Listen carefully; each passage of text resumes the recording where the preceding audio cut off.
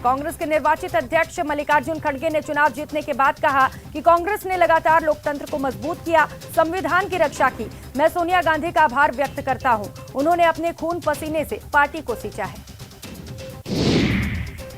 प्रधानमंत्री नरेंद्र मोदी ने मल्लिकार्जुन खड़गे को कांग्रेस अध्यक्ष बनने पर शुभकामनाएं दी। पीएम मोदी ने ट्वीट करते हुए लिखा, मल्लिकार्जुन खड़गे जी को अध्यक्ष के रूप में उनकी नई जिम्मेदारी के लिए मेरी शुभकामनाएं। कांग्रेस में उनका आगे का कार्यकाल फलदायी हो। निवर्तमान कांग्रेस अध्यक्ष सोनिया गांधी और पार्टी महासचिव प्रियंका गांधी वाड्रा ने कांग्रेस अध्यक्ष चुने जाने पर मल्लिकार्जुन खड़गे को बधाई दी। उनकी पत्नी राधाबाई खड़गे से भी मुलाकात की। मल्लिकार्जुन खड़गे के कांग्रेस अध्यक्ष बनने पर शशि थरूर ने कहा कि मैंने उनके घर जाकर उन्हें बधाई दी। मैं खुश हूं कि इस चुनाव के बाद कांग्रेस को एक नए अध्यक्ष के नेतृत्व में आगे बढ़ने का मौका मिलेगा। प्रधानमंत्री नरेंद्र मोदी ने गुजरात के जूनागढ़ में करीब 3,580 करोड़ रुपए की लागत की विकास परियोजनाओं के उद्घाटन और शिलान्यास किए। पीएम नरेंद्र मोदी ने डिफेंस एक्सपो में कहा कि भारतीय रक्षा बलों का देश में बने अधिकतर उपकरणों को खरीदने का निर्णय आत्मनिर्भर भारत की क्षमता को दर्शाता है। उन्होंने कहा, देश बहुत आगे निकल गया है क्योंकि पहले हम कबूतर छोड़ते थे और अब हम चीतों को छोड़ते हैं। प्रधानमंत्री नरेंद्र मोदी ने राजकोट हवाई अड्डे से रेस कोर्स ग्राउंड तक रोड शो भी किया। इस दौरान उन्होंने लोगों का अभिवादन स्वीकार किया। पीएम को देखने के लिए वहां लोगों की हुजूम उमड़ पड़ी। कांग्रेस के पूर्व अध्यक्ष राहुल गांधी ने भारत जोड़ो यात्रा को अपने लिए तपस्या बताया है। उन्होंने कहा कि उनका मकसद लोगों से जुड़कर उनकी समस्याओं को समझना था और इस यात्रा के जरिए उनका ये उद्देश्य पूरा हो रहा है। अमेरिकी डॉलर के मुकाबले रुपया पहली बार अपने निचले स्तर पर 83 रुपए तक पहुंच चुका है। बता दें कि वित्त मंत्री निर्मला सीतारमण ने कहा है कि वो इस गिरावट को रुपए की गिरावट नहीं बल्कि डॉलर के मजबूती के तौर पर देखती हैं।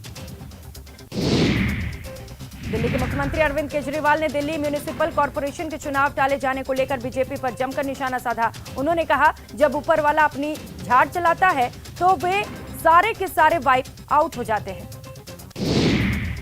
राजनीतिक रणनीतिकार प्रशांत किशोर ने दावा किया कि बिहार के मुख्यमंत्री नीतीश कुमार भारतीय जनता पार्टी के संपर्क में हैं और अगर स्थिति की मांग हुई तो वे फिर से उस पार्टी के साथ गठजोड़ कर सकते हैं। संयुक्त राष्ट्र के महासचिव एंटोनियो गुटेरेस ने भारत में मानवाधिकारों की हालात की आलोचना की है। मानवाधिकार कार्यकर्ताओं का कहना है कि जब से प्रधानमंत्री नरेंद्र मोदी सत्ता में आए हैं, धार्मिक अल्पसंख्यकों का उत्पीड़न और उनके खिलाफ नफरती भाषण कथित तौर पर बढ़ गए हैं। चीन ने पाकिस्तान स्थित लश्कर-ए-तैयबा के आतंकवादी शाहिद महमूद को वैश्विक आतंकवादी की सूची में शामिल कराने के लिए भारत और अमेरिका के प्रस्ताव को संयुक्त राष्ट्र में बाधित कर दिया। 4 महीनों के अंदर चौथी बार बाधित किया गया। महाराष्ट्र में उद्धव ठाकरे गुट को सुप्रीम कोर्ट से मायूसी हाथ लगी है। सुप्रीम कोर्ट ने बीएमसी पार्षदों की संख्या 236 से घटाकर 227 करने के शिंदे सरकार के फैसले में दखल देने से इंकार कर दिया। सुप्रीम कोर्ट ने उद्धव गुट के नेता की याचिका खारिज कर दी। उत्तर प्रदेश के अयोध्या में मुख्यमंत्री योगी आदित्यनाथ ने राम जन्मभूमि पर चल रहे राम मंदिर निर्माण कार्य का निरीक्षण किया।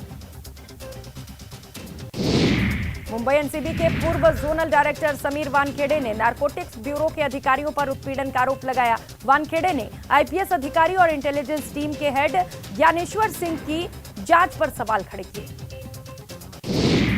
दिल्ली में पटाखे फोड़ने पर अब जुर्माना लगेगा। 6 महीने की सजा और पटाखा फोड़ते पकड़े जाने पर 200 रुपए का जुर्माना लगेगा। पटाखों का स्टोरेज और बिक्री करने पर 5,000 रुपए तक का जुर्माना लगेगा और 3 साल की सजा होगी।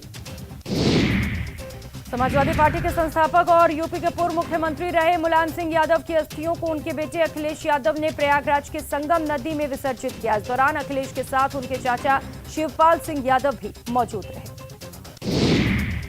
बीजेपी नेता राज्यवर्धन राठौड़ ने प्रदेश सरकार पर बड़ा हमला बोला। राज्यवर्धन राठौड़ ने कहा कि कांग्रेस के राज में राजस्थान गुंडों के लिए आरामगाह बन गया है। राजस्थान में यूपी हरियाणा के बदमाश शरण ले रहे हैं।